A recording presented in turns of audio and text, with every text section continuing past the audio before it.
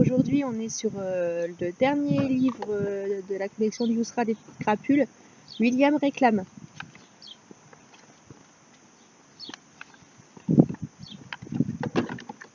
William vient de vivre une drôle d'aventure, mais n'a pas envie d'en parler.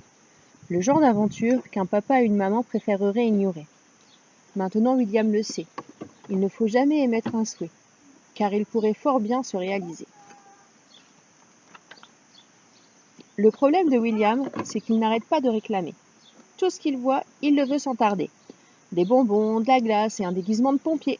Des balles, des sucettes et un bonhomme en tenue de plongée. La liste semble ne jamais s'arrêter. Quand sa maman l'emmène faire des courses, c'est la même comédie. Tout ce qu'il voit, il en a envie. Au rayon des jouets, il repère une Ferrari. Quand je serai grand, dit-il, je veux une voiture comme celle-ci. Sa maman répond, très bien mon chéri, mais pour l'instant je veux des bonbons à l'anis. C'est mauvais pour tes dents, on te l'a déjà dit. Je veux un nouveau jouet, réclame-t-il à haut cri. Non, non et non, ça suffit, pas aujourd'hui. C'est alors qu'il se retrouve nez à nez avec l'animal dont il a toujours rêvé. C'est long, c'est vert, dangereux et pas très gentil. C'est un crocodile. Mais oui, mais oui. Sa maman ignore comment, mais en sortant du magasin, c'est un animal féroce qu'elle tient dans les mains. Mon Dieu, ça ne peut pas durer, cela va trop loin. Aux envies de William, il va falloir mettre un frein. Si ça continue, je vais devenir zinzin, dit-elle à William qui n'écoute rien.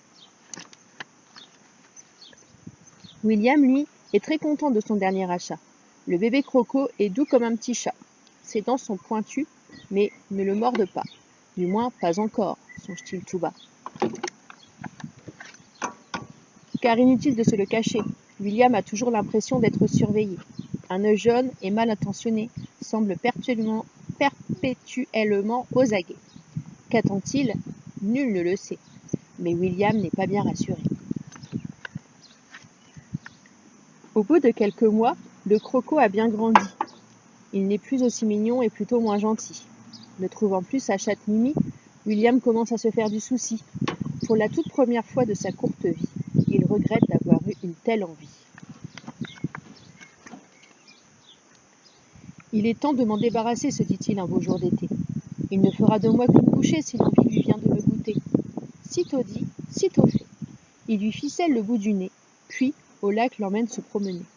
Le crocodile prend un air apeuré et finalement décide de plonger. Ouf, dit William, voilà qui est fait.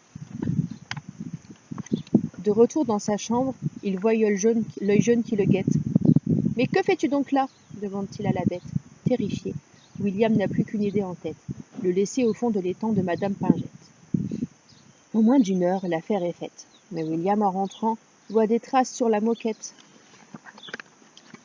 Horreur! L'œil jaune est dans sa penderie, et toutes ses dents de croco lui sourient. Maman, pleure-t-il, je ne veux plus de lui. Mais pourtant, répond-elle, tu en avais envie? Ne l'as-tu pas réclamé à corps et à cri? Honteux, William baisse la tête et dit, je ne réclamerai plus rien, promis.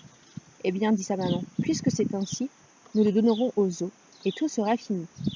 Et William, ainsi qu'il l'a promis, ne demandera plus jamais rien de sa vie.